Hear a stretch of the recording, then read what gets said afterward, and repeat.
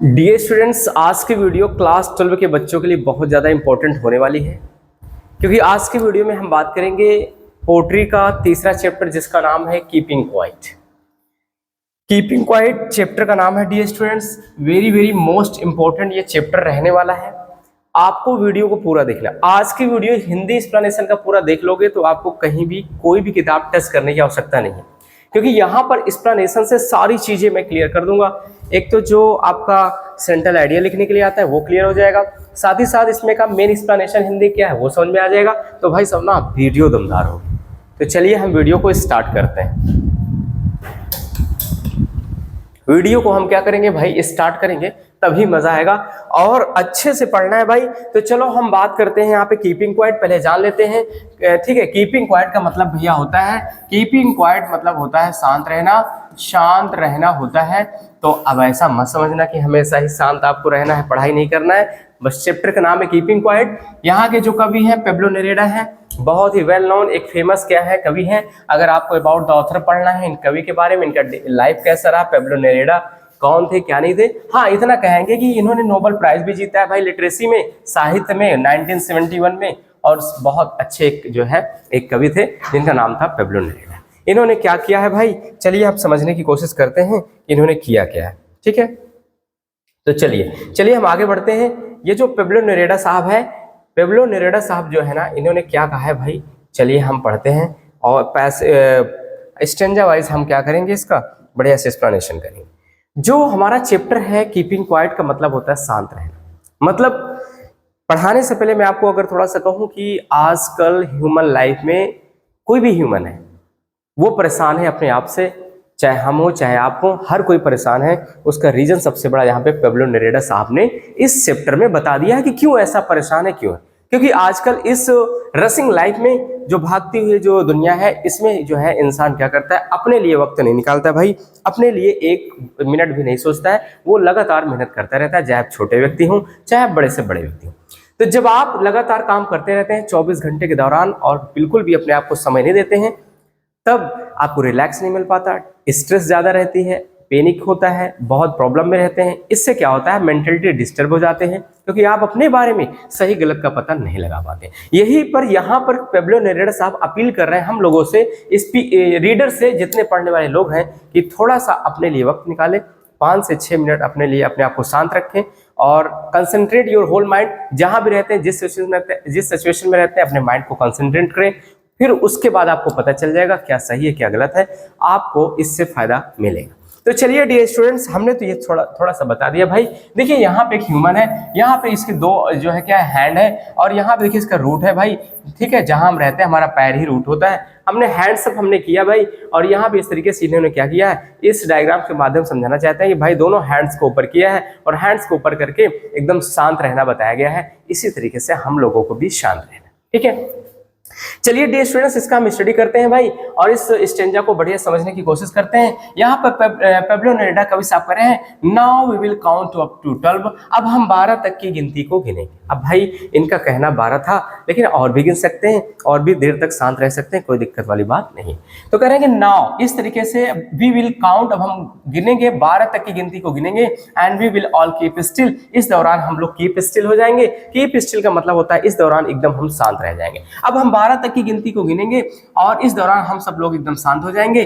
For once, एक बार के लिए, on the face of the earth, अपने चेहरे को हम पृथ्वी तरफ करके, एक बार के लिए कह रहा है कि अपने चेहरे को पृथ्वी तरफ करके, लेट्स नॉट स्पीक, कोई लैंग्वेज नहीं बोला है, लेट्स नॉट स्पीक कुछ नहीं बोलना है, इन एनी लैंग्वेज, कोई भी भाषाओं का प्रयोग नहीं करना है। अपने चेहरे को पृथ्वी की तरफ करके कोई भाषाओं को नहीं बोलना है। लेट्स स्टॉप फॉर 1 सेकेंड, और कम से कम 1 सेकेंड के लिए रुक जाना है।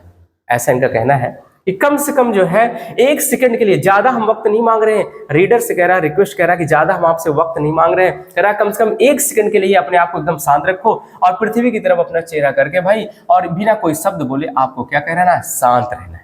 एंड नॉट मूव, और इस दौरान नॉट मूव मतलब आपको हिलाना नहीं है, और आर्म्स सो मच, अपनी भुजाओं को ज्यादा हिलाना नहीं है। जैसे इस इमेज में देख रहे होंगे डियर स्टूडेंट्स, ये कोई ह्यूमन है, 2 हैंड्स ऐसे आप किया है, थोड़ा आपको ट्री टाइप में दिख रहा होगा, नीचे जड़े हैं, मतलब हमारा जो पैर है, इसमें ये ऐसा बना दिया है भाई समझाने के लिए ये हैंड्सअप किया है, हाथ ऊपर किया और इसमें शांत रहना ये दिखाया गया है, और अपने ये जो जो हेड है इसको पृथ्वी की तरफ करना है। तो कह रहा है, फिर से देखते हैं, बहुत प्यारी कविता है। ठीक है, आपको चैनल को सब्सक्राइब भी करना है और सपोर्ट भी करना है, क्योंकि भाई यहाँ बेहतरीन तरीके से हम क्या कर रहे हैं, पूरी तरीके से एक्सप्लेनेशन कर रहे हैं। अब यहाँ पर कवि पेब्लो नेरुदा कह रहे हैं जी कि now we will count up to 12, अब हम 12 तक की गिनती को गिनेंगे, and we will all keep still, इस दौरान हम सभी लोग क्या रहेंगे, शांत रहेंगे। फिर कह रहा है फॉर वंस, एक बार के लिए, on the face of the earth, on the face of the earth मतलब होता है पृथ्वी की तरफ अपना चेहरा करके, let's not speak in any language, किसी भी भाषाओं में बात नहीं करना है। लेट्स स्टॉप, करा और रुक जाए, फॉर 1 सेकेंड, करा और 1 सेकंड के लिए कम से कम रुक जाए, and not move our arm so much, इस दौरान अपने भुजाओं को हम न हिलाएं। कह रहा अब हम 12 तक की गिनती क्यों गिनेंगे, इस दौरान अपने चेहरे को हम पृथ्वी की तरफ करके एक शब्द भी नहीं बोलेंगे, कुछ नहीं बोलेंगे भाई, और इस दौरान हम क्या करेंगे, अपनी भुजाओं को हिलाएंगे नहीं, मतलब अपना माइंड को कंसंट्रेट करेंगे। दैट्स क्लियर, समझ में आया डियर स्टूडेंट्स। ये था हमारा क्या, पहला स्टेंजा का फुल व्याख्या है। मैं उम्मीद करता हूँ आपको समझ में आ रहा होगा। चलिए हम आगे बढ़ते हैं यहाँ पे भाई। आगे बढ़ना है तो आगे बढ़ने के लिए सबसे पहले 1 मिनट, चलिए ये तो हमारा पहला स्टेंजा हुआ। उसके बाद हम दूसरे की तरफ आगे बढ़ते हैं। क्या बढ़ते हैं, दूसरे की तरफ आगे बढ़ते हैं। तो चलिए हम दूसरे की तरफ आगे बढ़ते हैं। ठीक है, अब हम दूसरे स्टेंजा को पढ़ने के लिए भाई आगे बढ़ेंगे और आसानी से समझेंगे। ठीक है, चलिए अब हम दूसरा जो है स्टेंजा के बारे में पढ़ते हैं। ठीक है, अब दूसरा वाला स्टेंजा क्या कहता है, चलिए हम जान लेते हैं कि दूसरे में भाई क्या कहते हैं। अब दूसरे में भी आपको इमेज दिखाया गया है। ये जो इमेज आप देख रहे होंगे, ये जो एक महिला इसमें दिखाया गया है, इसमें हाथ में कुछ दीपक ली हुई है। इसका भी कहने का मतलब ये है कि ऐसे कोई लेकर के ये एकदम शांत है, माहौल है, मतलब आगे बढ़ना नहीं चाहते हैं, मतलब अपने आप को समय ये दे रहे हैं। अब चलिए इसमें देख लेते हैं। अब दूसरे स्टेंजा में जब हम शांत रहेंगे भाई कुछ पल के लिए, तो क्या होगा, मतलब क्या होगा हमारे साथ। तो कहते हैं जब हम शांत रहेंगे, तो कह रहे हैं कि पेब्लो नेरुदा कहते हैं इट वुड बी, या होगा, एन एक्सोटिक मोमेंट। एक्सोटिक मतलब होता है डियर स्टूडेंट्स अनोखा। क्या होता है भाई, अनोखा, जिसको कहते हैं अद्भुत। ठीक है, it would be an exotic moment. Moment का मतलब होता है पल या क्षण। जब हम कुछ देर के लिए शांत रहेंगे तो हमारे लिए अनोखा पल होगा, अद्भुत अच्छा पल होगा। विदाउट रश के, बिना भागे, विदाउट रश बिना भीड़ के, विदाउट इंजन्स बिना कोई इंजन्स के। इंजन्स का मतलब होता है कार्य करना, यहाँ वो वाली इंजन नहीं है कि भैया, ठीक है, ये इंजन्स का मतलब होता है कार्य करना। क्या होता है भाई, कार्य करना। फिर कह रहा है कि जब हम शांत रहेंगे तो it would be an exotic moment, हमारे लिए बहुत अनोखा पल होगा। विदाउट रश, बिना भागे, विदाउट इंजन, बिना कोई कार्य किए। फिर कह रहा है we would all be together, तब हम लोग साथ साथ रहेंगे। इन ए सडन मतलब अचानक, स्ट्रेंजर मतलब होता है विचित्रता, एक अचानक विचित्रता के साथ हम लोग साथ साथ रहेंगे। भाई ऐसा अचानक ही तो होगा, सब लोग रहेंगे एक साथ, सब लोग अचानक में साइलेंट हो जाएंगे, विचित्र होगा, एकदम अजीब दिखेंगे। कि जो बोलने वाले लोग हैं, हमेशा काम करने वाले लोग हैं, जो शांत रह जाएंगे। तो एक जो है अचानक विचित्रता के साथ हम लोग क्या करेंगे, एक शांत रहेंगे, तब हमारे लिए एक अनोखा पल होगा। It would be an exotic moment, हमारे लिए अनोखा पल होगा। विदाउट रश, बिना भागे, विदाउट इंजन्स, बिना कोई इंजन्स किए, बिना कोई कार्य किए। We would all be together, हम लोग साथ साथ हो जाएंगे। इन्हें सडन स्ट्रेंज मतलब होता है आकस्मिक विचित्रता के साथ हम लोग साथ साथ हो जाएंगे, जिसमें हम अपने कार्य को नहीं करेंगे, ना भागेंगे, ना कुछ नहीं करेंगे, और हमारे लिए बहुत ही अनोखा पल हो जाएगा। चलिए जी, ये हो गया। आइए हम तीसरे स्टेंजा की तरफ आगे बढ़ते हैं डियर स्टूडेंट। तीसरा स्टेंजा चलो हम समझ लेते हैं कि भाई तीसरे स्टेंजा में इन्होंने क्या बोला है। जब हम लोग शांत रहेंगे तब क्या हमारे साथ होगा, मतलब और कौन सी अच्छी चीजें हो सकेंगी। ठीक है, फिर यहाँ पे कह रहे हैं पेब्लो नेरुदा साहब की फिशरमैन, जो फिशरमैन मतलब जो मछुआरा भाई, जो मछली पकड़ने वाला होता है। Fisherman in the cold sea would not harm whales, जो मछुआरा होता है, मछली पकड़ने वाला होता है, कोल्ड सी मतलब ठंडे समुद्र में, वुड नॉट हार्म नुकसान नहीं पहुंचा सकेगा। वेल्स मतलब होता है वेल्स जैसी मछलियों को। कह रहा है वेल्स जैसी मछलियों को मछुआरा जो है ठंडे समुद्र में नुकसान नहीं पहुंचा सकेगा। फिर कहता है and the man gathering salt, और वो आदमी जो नमक इकट्ठा कर रहा है, वुड लुक, वो देख सकेगा, एट हिज हर्ट हैंड, अपने घायल हाथों को देख सकेगा। हर्ट हैंड्स का मतलब होता है क्या डियर स्टूडेंट्स, घायल हाथ को। ठीक है, कह रहा है कि जो, अब इसका क्या मतलब लॉजिक है, बहुत सारे बच्चे नहीं सुन पा रहे होंगे कि आखिर ये नमक के मछुआरे का क्या काम है। कहने का मतलब कवि पेब्लो नेरुदा कह रहे हैं जब हम लोग एकदम शांत रहेंगे, हम लोग एकदम शांत रहेंगे, तो एक एग्जाम्पल दिए, शांत रहेंगे तो हम अपनी जो है गलतियों को पता लगा सकते हैं, अपने बारे में सोच सकते हैं, क्या सही है क्या गलत है उसका सोच सकते हैं। ऐसे इन्होंने एक डेमो दिया है। जब हम लोग शांत रहेंगे तो fisherman in the cold sea, जो है मछुआरा होता है ठंडे समुद्र में, would not harm whales, whales जैसी मछलियों को नुकसान नहीं पहुंचा सकेगा। भाई जब सब शांत हो जाएंगे कुछ देर के लिए तो वेल्स जैसी मछलियों को कहां नुकसान पहुंचा पाएंगे, क्योंकि वो तो शांत हो गए, उस समय पकड़ नहीं पाएंगे। तो कह रहा है वेल्स ऐसी मछलियों को नुकसान नहीं पहुंचा सकेंगे। And the man gathering salt, वो आदमी बेचारा जो नमक इकट्ठा कर रहा है अपने हाथों से, वुड लुक, वो देख सकेगा एट हिज हर्ट हैंड, अपने घायल हाथों को देख सकेगा। क्यों भाई? क्योंकि जब शांत हो जाएगा इंसान तो अपने हाथों पैरों को देख सकता है, समझ सकता है कहाँ हमारे हाथ पैर में दिक्कत है। बाकी जब इंसान काम लगातार करता रहता है तो अपने बारे में नहीं सोचता है कि क्या गड़बड़ हो रहा है हमारे साथ, तो घायल हो जाता है लेकिन काम करता रहता है। इसीलिए पेब्लो नेरुदा साहब यहाँ पर रिक्वेस्ट कर रहे हैं कि हम लोगों को शांत रहना है कुछ पल के लिए। कह रहे हैं इस तरीके से ठंडे समुद्र में मछुआरा जो है वेल्स जैसी मछलियों को नुकसान नहीं पहुंचा सकेगा। And the man gathering salt, वो आदमी जो नमक इकट्ठा कर रहा है अपने हाथों से, अपने घायल हाथों को देख सकेगा। ठीक है, दैट्स क्लियर। चलिए अब और आगे बढ़ते हैं, और आगे बढ़ते हैं डियर स्टूडेंट्स, और आगे देखते हैं।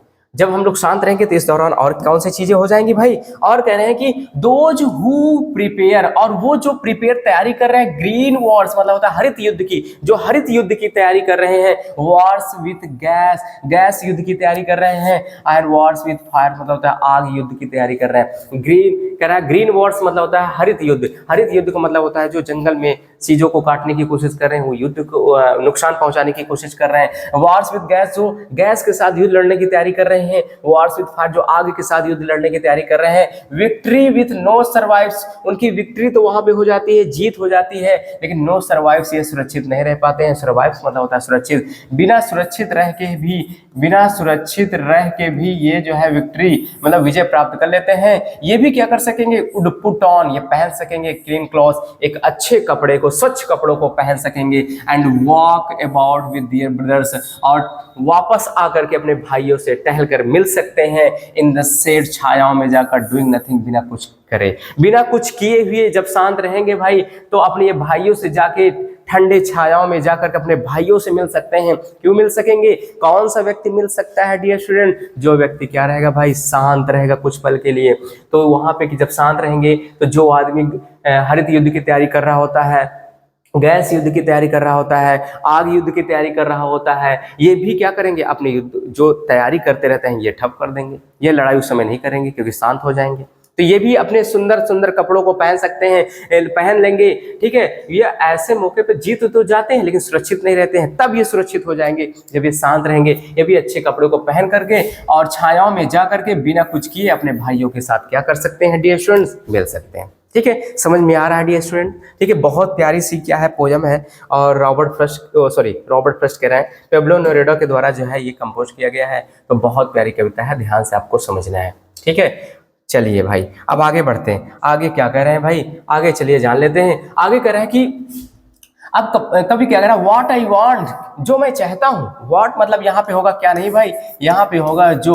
कभी कह रहा है Pablo Neruda, what I want should not be confuse, जो मैं चाहता हूं आप लोगों से, इन सबको सुनने के बाद आप कंफ्यूज मत होना, आप भ्रमित मत होना, परेशान मत होना कि मैं कह रहा हूं भाई शांत हो जाना ऐसा वैसा। इन बातों को सुनकर भ्रमित ना होना। विथ टोटल इनएक्टिविटी, टोटल मतलब संपूर्ण, इनएक्टिविटी मतलब होता है जो है निष्क्रियता के साथ। इस संपूर्ण निष्क्रियता के साथ, जो भी निष्क्रियता वाले कार्य हैं इनके साथ जो मैं चाहता हूं, इन बातों से आप परेशान ना होना। फिर कह रहे हैं life is what it is about, कह रहे हैं लाइफ इज व्हाट, जीवन क्या है, कह रहे हैं जीवन क्या है, इट इज कह रहे हैं जीवन क्या है, इट इज अबाउट, या इसी बारे में। कह रहे हैं जीवन क्या है, ये इसी बारे में बताया गया है। अब इसी बारे में मतलब हमारा लाइफ क्या है लोगों को पता नहीं रहता है, ये इसी के बारे में इसमें बताया गया है। क्या बताया गया भाई? कि हमको कुछ देर के लिए शांत रहना है, अपनी भुजाओं को क्या करना, हिलाना नहीं है, इसी के बारे में बताया गया है। तो कह रहे हैं जीवन क्या है, इट इज अबाउट, इसी के बारे में बताया गया है। I want no truck with death, कह रहा है मेरा मौत के साथ कोई लेन देन नहीं है। ट्रक मतलब क्या होता है? ये ट्रक वो ट्रक की बात नहीं कर रहा है भाई। ट्रक मतलब होता है, ये जो बहुत अच्छी मीनिंग आई है, ट्रक का मतलब होता है लेन देन। क्या होता है भाई?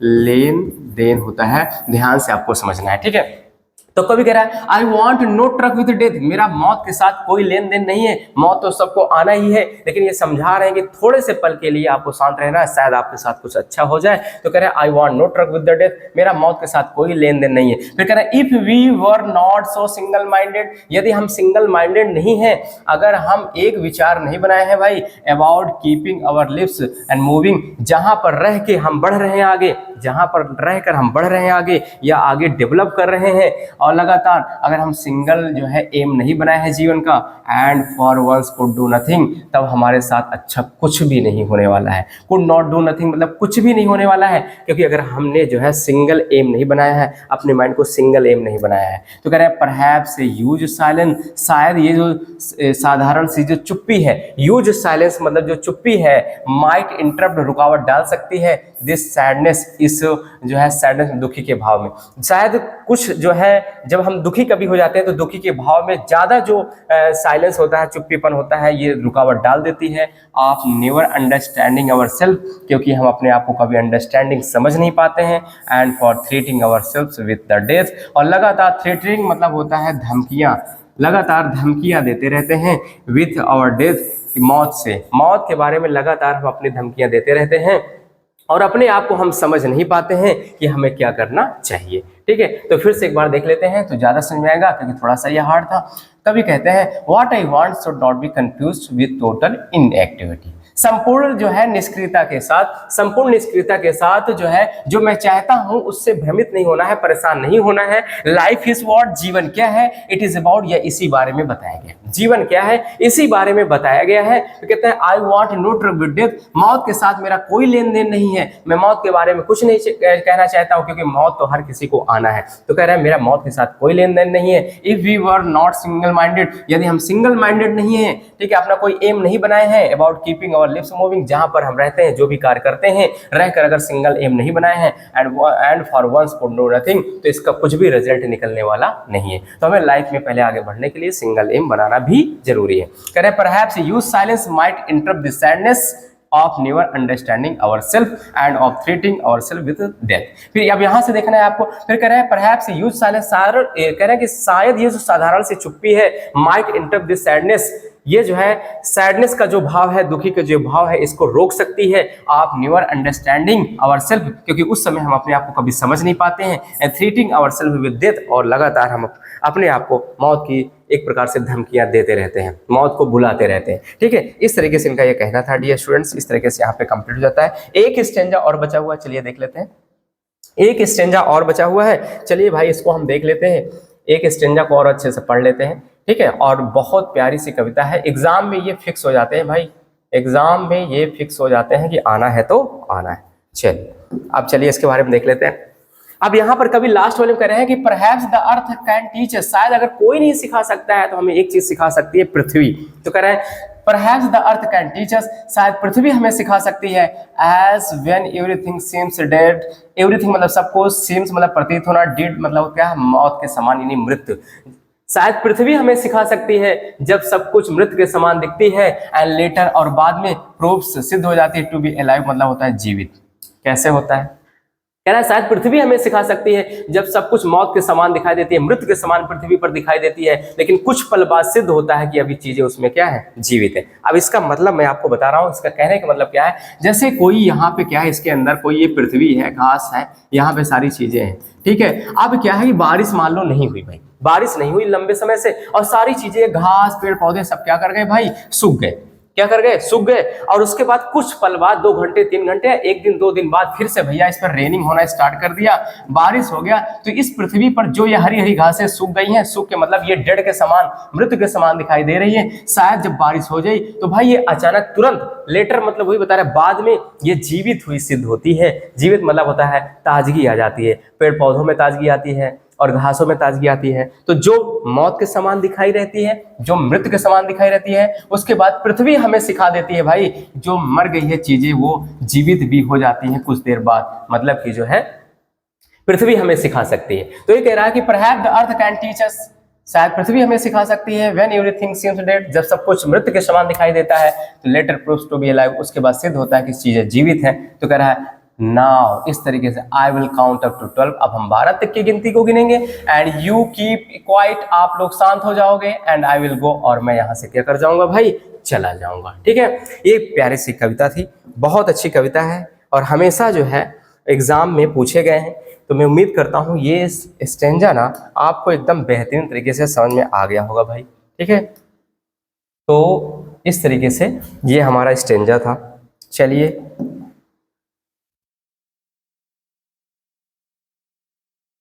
अब ये चैप्टर का नाम था, चैप्टर के नाम में क्या था भाई, चैप्टर का नाम था कीपिंग क्वाइट। ठीक है, ये था हमारा कीपिंग क्वाइट चैप्टर, जिसको कंपोज किसने किया था भाई, पेब्लो नेरेडा ने किया था। बेहतरीन तरीके से हिंदी एक्सप्लेनेशन क्या हो गया भाई, हिंदी एक्सप्लेनेशन क्या हो गया भाई, हिंदी एक्सप्लेनेशन खत्म हो गया। हम कहते हैं 1 से 2 बार वीडियो आप देख लीजिए, आप कभी नहीं भूलेंगे, आपको दोबारा बुक उठाने की आवश्यकता नहीं पड़ेगी।